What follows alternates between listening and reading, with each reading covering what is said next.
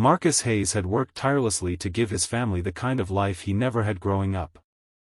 After retiring from the Navy, he purchased a spacious home in a quiet suburban neighborhood, complete with tall oak trees, a wraparound porch, and the peace of mind that his wife and daughter would be safe. But peace didn't last long. From the moment Marcus moved in, a group of men calling themselves HOA security started showing up at his property. They weren't in uniforms, just cheap polo shirts with "security" printed across the back. They acted like they ran the community, issuing fake fines, demanding inspection fees, and intimidating homeowners into compliance. Most neighbors quietly paid them, too afraid to push back. But Marcus wasn't most neighbors. One evening, while Marcus was fixing his truck in the driveway, the so-called HOA cops pulled up in a black SUV. 4 of them stepped out, their hands resting on batons. "You didn't pay last month's dues," one sneered. Marcus wiped his hands on a rag and raised an eyebrow. "There is no HOA here. I checked the county records myself." "Don't get smart," another snapped. "You pay, or we make sure you regret it." When Marcus refused, the men lunged at him. He fought back, but the numbers overwhelmed him. They slammed him against the hood of his truck, fists pounding, boots kicking.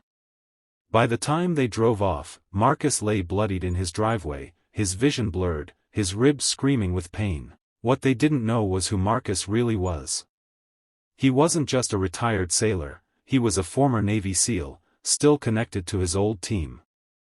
And the men he had served with didn't take kindly to one of their own being targeted. When word reached his brothers in arms, they didn't hesitate. A week later, under the cover of night, the SUV of fake HOA cops rolled back into the neighborhood. They thought Marcus had been scared into silence. They thought wrong. As soon as the men stepped out, shadows moved around them. In seconds, they were surrounded by Marcus and 3 of his former SEAL teammates, each one moving with the silent precision of predators. "You boys like picking on families?" Marcus growled, stepping forward, his bruises still healing. The ringleader stammered, We didn't know." Marcus cut him off. "You knew enough to beat a man on his own property." What followed wasn't a beating, it was a lesson. The SEALs dismantled the men with controlled efficiency, no excessive brutality, just enough to drop them to the ground, groaning and gasping, their arrogance shattered. Every strike was calculated, every takedown executed with military precision.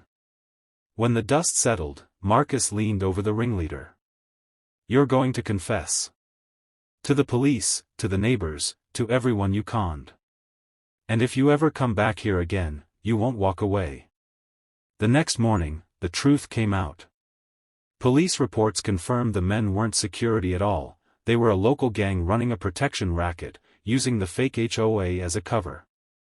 Thanks to Marcus and his team, their reign of intimidation ended in a single night. Neighbors who had once lived in fear finally stood tall, inspired by Marcus's courage to resist. Moral of the story: evil often thrives when good people stay silent, but it crumbles the moment someone stands up with courage. Marcus didn't just defend himself, he gave his community the strength to push back against injustice. And from that day forward, Karen never stepped foot on Marcus's porch again.